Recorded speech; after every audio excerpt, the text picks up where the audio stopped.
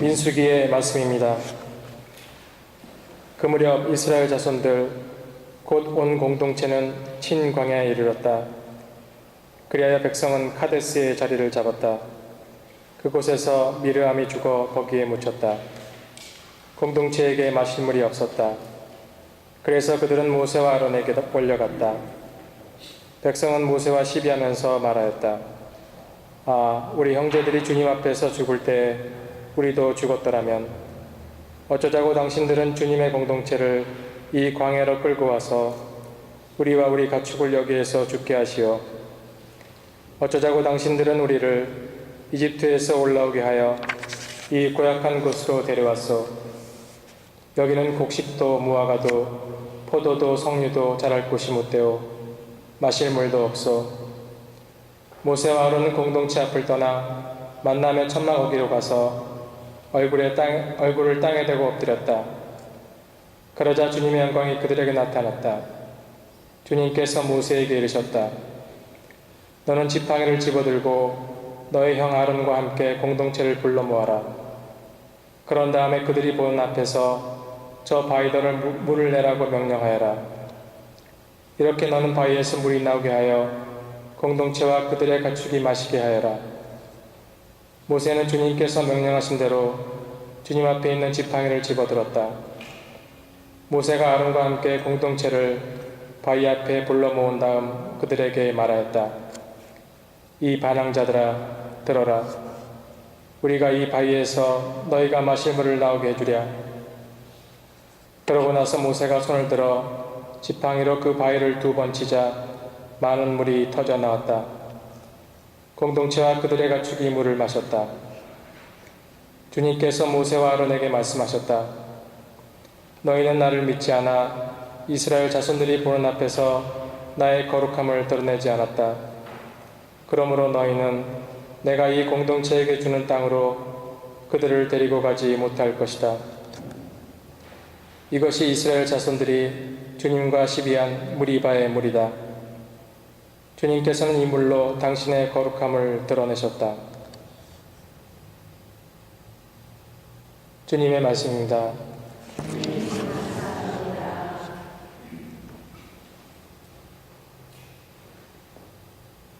오늘 주님 목소리에 귀를 기울여라. 너의 마음을 무디게 하지 마라.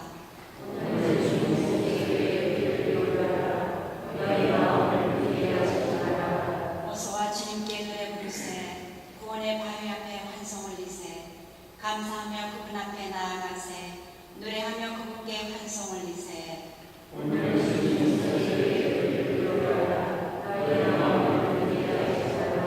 어서와 엎드려 경배드리세. 우리를 내신 주님 앞에 무릎 꿇으세. 그분은 우리의 하느님, 우리는 그분 목장의 백성, 그분 손이 이끄시는 양떼로세.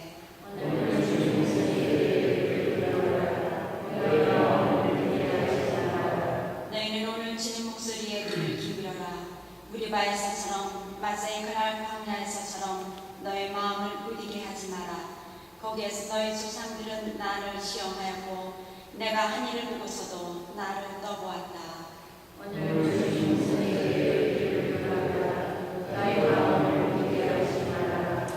할렐루야. 너는 베드로이다.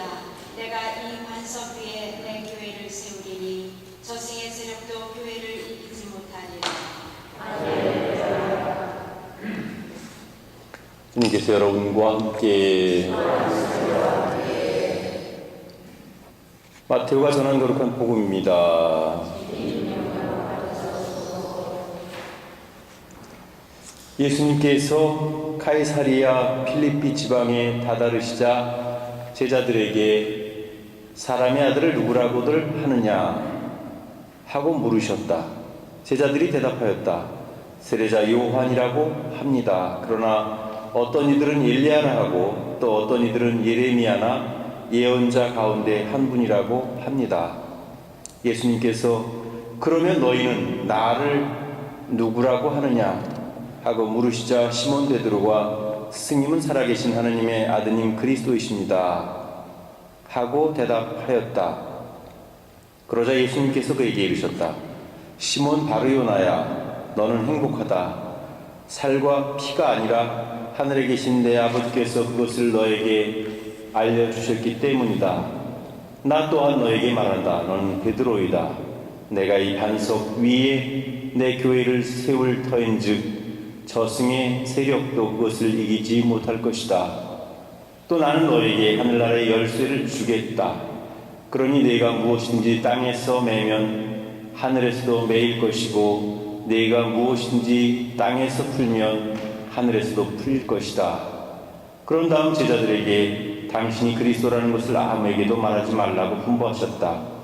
그때부터 예수님께서는 당신이 반드시 예루살렘에 가시어 원로들과 수석사제들과 율법학자들에게 많은 고난을 받고 죽임을 당하셨다가 사흘날에 되살아나셔야 한다는 것을 제자들에게 밝히기 시작하셨다. 그러자 베드로가 예수님을 꼭 붙들고 반박하기 시작하였다. 맙소사 주님, 그런 일은 주님께 결코 일어나지 않을 것입니다. 그러나 예수님께서는 돌아서서 베드로에게 말씀하셨다. 사탄아, 내게서 물러가라. 너는 나에게 걸림돌이다. 너는 하느님의 일을 생각하지 않고 사람의 일만 생각하는구나. 주님의 말씀입니다.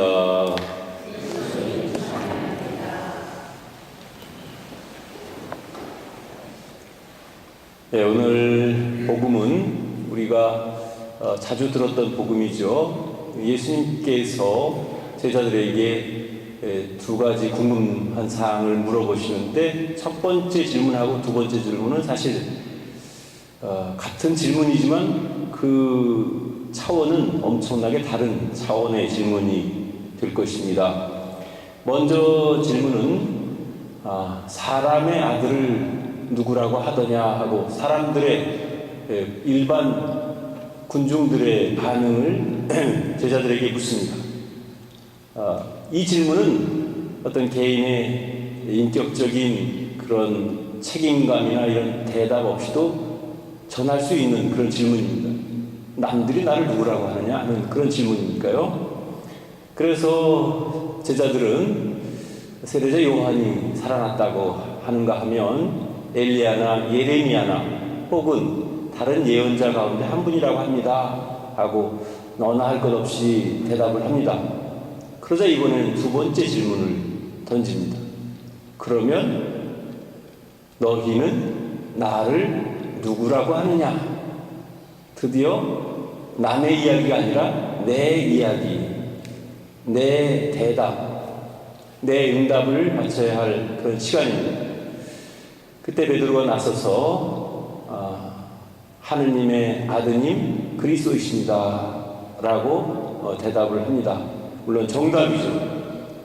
그렇지만 예수님께서는 시몬 바르나야, 그것은 살과 피가 가르쳐준 것이 아니라 성령께서 너에게 가르쳐 주신 것이니까 너는 복이 있다, 이렇게 이야기를 나눠주시고 나서 곧 이어서 베드로에게 이렇게 말씀하십니다.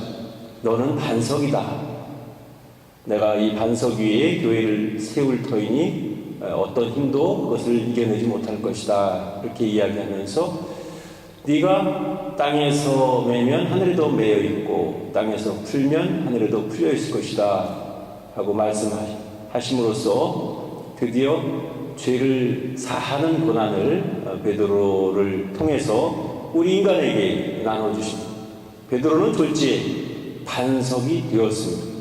반석이라고 하는 것은 평평한 돌을 말하고 그 주로 집을 짓거나 이럴 때 그 주춧돌이 되는 바닥에 이렇게 할 수 있는 그런 건물을 세울 수 있는 평평한 그런, 말하자면 큰 바위라고 할 수도 있지만 바위보다는 더 큰 그런 돌이고, 돌 위에다가 집을 지으면 기초가 단단하기 때문에 흔들리지 않을 것입니다. 그래서 베드로는 교회의 초석이 되는, 기초가 되는 그런 반석이라는 그런 칭찬을 받게 됩니다. 그러나 잠시 후에 예수님께서는 이제 당신의 순환에 대해서 언급을 하시고, 이제 잠시 후면 나는 순환과 죽음을 겪게 되리라는 그런 순한 예고를 들려주십니다. 그러자 이번에 또 베드로가 나서서 주님 안 됩니다 라고 강하게 부인을 합니다. 그때 예수님께서 너는 하느님의 일은 생각하지 않고 사람의 일만 생각하는구나 라는 그런 꾸짖음과 함께 너는 나의 걸림돌이다 이렇게 이야기를 하십니다. 졸지의 반석이었다가 이제는 걸림돌이 된 것입니다. 우리 자신을 되돌아보겠습니다. 때때로 우리는 정말 교회를 위해서 또 나의 신앙을 위해서 열심히 봉사하면서 반석이 될 때도 있습니다. 그렇지만 때때로 나는 내 본분, 내가 신앙인으로서 해야 할 일을 제대로 하지 않고 오히려 교회에 해가 되거나 하느님에게 먹칠이 되는 그런 그릇된 언행과 그릇된 일을 할 때 우리는 하느님의 걸림돌이 되는 것입니다. 때때로 똑같은 잘못을 저질러도 정말 하느님을 믿는 사람들이 저지르는 잘못과 아무것도 모르는 일반 사람들이 저지르는 잘못은 그 책임에 있어서 서로 다르게 또 그 영향력에 있어서 다르게 작용할 수가 있습니다. 그러니까 사실 우리는 누구나 다 평범한 그냥 지극히 하찮은 그런 신자라고 스스로 생각할지 모르겠지만 우리 한 사람 한 사람에 의해서 우리는 교회의 반석이 될 수도 있고 또는 걸림돌이 될 수도 있다는 사실을 우리가 꼭 기억했으면 좋겠습니다. 그래서 베드로가 예수님께 대해서 올바른 고백을 통해서 반석이 되었듯이 우리도 주님을 올바로 주님 앞에 우리의 올바른 신앙을 고백하고 또 우리가 고백한 바를 그대로 우리 삶에서 실천해 나가면서 비록 드러나게 그렇게 위대한 점은 우리에게 없지만 지극히 평범한 우리 자신들이지만 우리의 평범한 일상과 우리의 평범한 모범을 통해서 많은 사람들에게 희망이 되고 빛이 되는 그런 삶이 되었으면 좋겠습니다. 그리고 그러한 삶이 바로 반석이 되는 삶이라는 사실을 우리가 꼭 기억하면서 우리는 주님 앞에 걸림돌이 아니고 반석이 되는 그런 신앙인이 되도록 애써 노력하면 좋겠습니다.